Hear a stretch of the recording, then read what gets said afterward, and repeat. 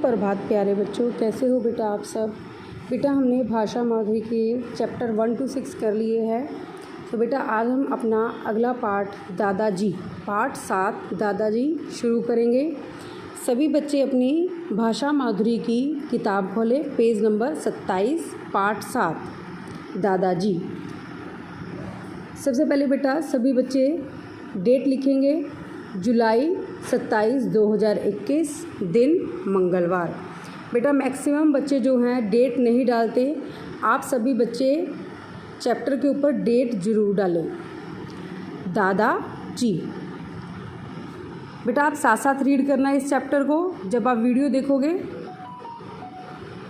सोनाली रामपुर गांव में रहती थी।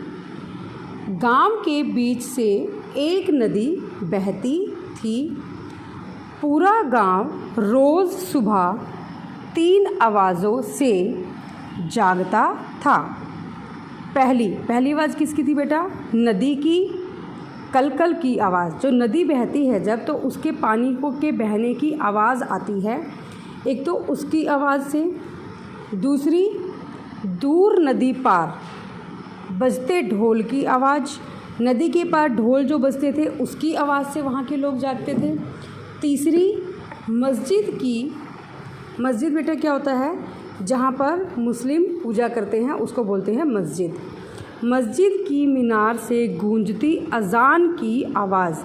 अज़ान क्या होता है बेटा? जब वो कुरान पढ़ते हैं, कुरान पढ़ने से पहले या एक आवाज़ निकालते हैं अल्लाहू अकबर टाइप, तो उसको बोला जाता है अज़ान। अज़ान की आवाज़ से गांव के लोग उठते थे।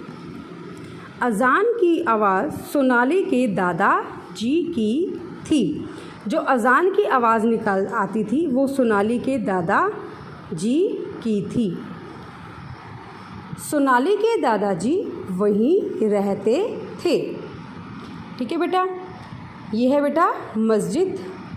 ये देखो दिखाई दे रही है मस्जिद, ये ग्रीन कलर की होती है बेटा। और यहाँ पर मुस्लिम लोग जो होते हैं वो पूजा करने के लिए जाते हैं। देखो आगे। एक दिन सुबह अज़ान की आवाज़ नहीं आई। गांव के सब लोग हैरान थे। सोनाली भी परेशान हो गई। क्यों हो गई बेटा सारे परेशान और हैरान? कि आज अज़ान की आवाज़ क्यों नहीं आई?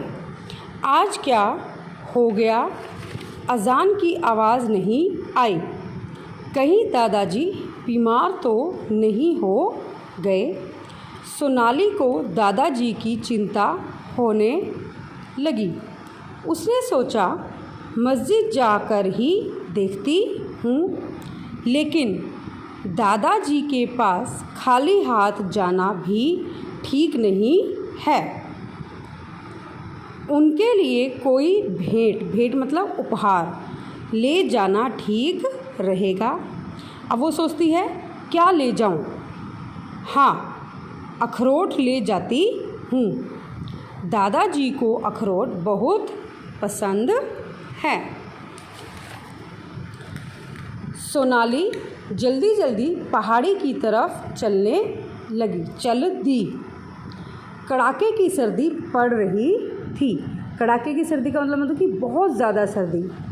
उसने बंद गले का कोट पहना था और हाथों में दस्ताने। वह जल्दी जल्दी कदम बढ़ाने लगी।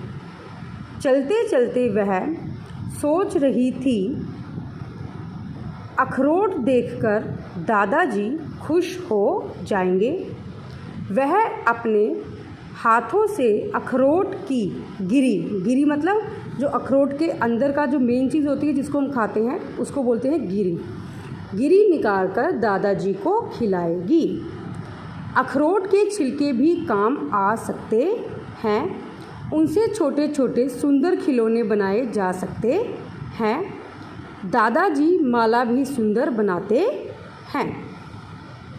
उसने पहाड़ी पर पहुंचकर बहुत सारे अखरोट इकट्ठे किए और अपने कोट की जेब में भर लिए। अचानक उसे कुछ शोर सुनाई दिया। वे उसके गांव के ही लड़के थे। वे भी अखरोट लेने आए थे। सोनाली डर गई, कहीं वे उससे नाराज़ न हो जाए। मतलब ये सारी बातें वो अपने मन में ही सोच रही है अभी। कहीं उन्होंने मुझसे सारे अखरोट छीन लिए तो वह डर के मारे झाड़ी में छिप गई। आज सारे अखरोट कहाँ गए? एक लड़का बोला। पता नहीं इतनी सुबह कौन आया होगा, दूसरा बोला। मतलब कि दो लड़के बातें कर रहे हैं। पहले लड़के ने कहा कि आज तो यहाँ पर कोई अखरोट नहीं है, तो दूसरा बोला कि पता नहीं इतनी सुबह सुबह यहाँ पर कौन आया होगा, शायद सोनाली आई हो, उसे सभी सुबह जल्दी उठने की आदत है। तीसरे ने अनुमान लगाया, तीसरे लड़के ने अंदाज़ा लगाया कि शायद सोनाली ही आई हो। वाह, यह तो खूब रही, हमारे हाथ खाली ही रहे, हम बेकार ही इतनी दूर चलकर पहाड़ी पर आए। पहले वाले ने नाराज़ होकर कहा।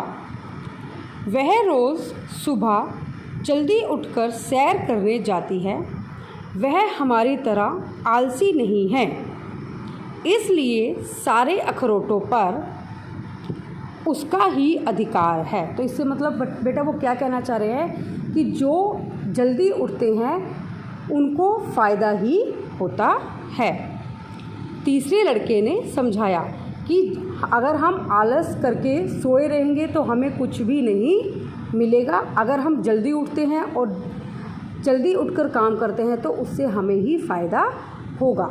अगर बेटा आप जल्दी उठ रहे हो, अपने ब्रदर या सिस्टर से 2 घंटे पहले उठ रहे हो, तो ये सोचो कि आपका वर्क जो है, कोई भी काम जो है उससे 2 घंटे पहले ही होगा। वे वापस घर की तरफ चलने लगे। तभी सोनाली झाड़ी में से निकली। उसने आवाज़ दी, रुको रुको, हम सब दोस्त हैं, हम आपस में अखरोट बांट लेते हैं। नहीं नहीं, शुक्रिया, सबसे पहले तुम उठी, यहाँ पहुँची, इन अखरोटों पर तुम्हारा ही अधिकार है, दूसरे लड़के ने कहा। देखो फिर भी बेटा वो शेयर करने वाली थी कि चलो हम सब इनको बांट लेते हैं आपस में, कि ये नहीं है कि सारे अखरोट मैं ही ले जाऊँ, चलो हम बांट लेते हैं। लेकिन लड़के ने क्या कहा, नहीं नहीं, तुम जल्दी उठी थी तो इसके ऊपर तुम्हारा ही अधिकार है। सोनाली ने अखरोट इकट्ठे करने का कारण बताया। क्या कारण बताया? आज सुबह अजान की आवाज़ नहीं आई तो मैंने सोचा शायद दादाजी बीमार हैं, मैं उनका हाल चाल पता कर लेती हूँ। उन्हें अखरोट बहुत पसंद है, बस इसीलिए मैंने अखरोट इकट्ठे कर लिए। एक लड़का बोला, हाँ, आज सुबह तुम्हारे दादाजी किसी से बात कर रहे थे, कह रहे थे उन्हें सर्दी लग गई है, ज़ुकाम बुखार हो गया है। तीसरे लड़के ने कहा, हम ये सारे अखरोट दादाजी को ही दे देते हैं, वे ठीक हो जाएंगे तो हम उनकी अज़ान फिर सुन सकेंगे। सभी ने हाँ में हाँ मिलाई। हाँ में हाँ मिलाई का मतलब होता है बेटा सहमत होना, कि अगर आपको किसी ने कोई बात कही है, जब आप उसकी बात को मान लेते हो तो हम उसको कहते हैं हाँ में हाँ मिलाना। वे सभी दादा जी के घर की तरफ चल दिए। अब चारों तरफ रोशनी फैलने लगी। उन्होंने दादाजी को सलाम किया और उन्हें भेंट दी।